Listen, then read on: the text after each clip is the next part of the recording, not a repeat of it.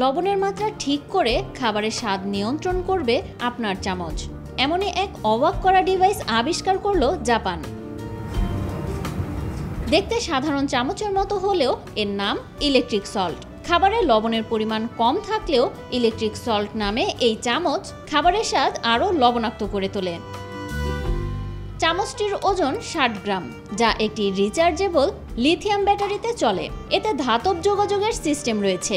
এটি ব্যবহারকারীর জিহ্বায় একটি দুর্বল বৈদ্যুতিক চার্জ প্রেরণ করে, যা প্রকৃতপক্ষে আর কোনো লবণ যোগ না করেই খাবারের অনুভূত লবণাক্ততা বাড়াতে সোডিয়াম আয়ন টেনে নেয়।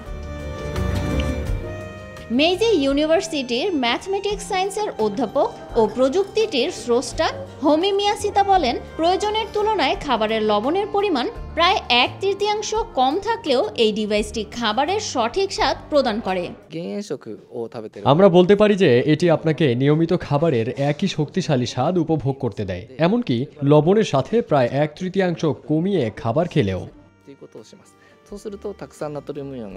অতিরিক্ত সোডিয়াম গ্রহণ উচ্চ রক্তচাপ, স্ট্রোক এবং অন্যান্য রোগের প্রকোপ বৃদ্ধির জন্য দায়ী। জাপানে প্রাপ্তবয়স্করা গড়ে প্রায় 10 গ্রাম লবণ গ্রহণ করে, যা বিশ্ব স্বাস্থ্য সংস্থার প্রস্তাবিত পরিমাণের দ্বিগুণ।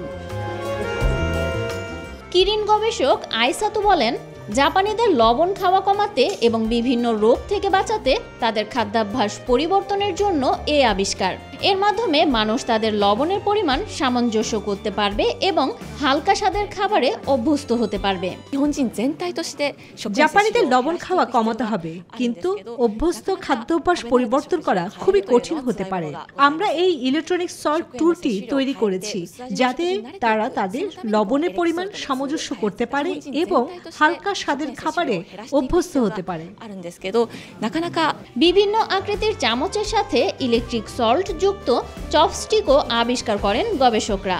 জানা যায় এই মাসে মাত্র 200টি ইলেকট্রিক সল্ট চামচ অনলাইনে 19,800 ইয়েন বিক্রি করা হবে এবং জুন মাসে একটি জাপানি খুচরা বিক্রেতার কাছে পণ্যটির সীমিত চালানের অফার করা হবে।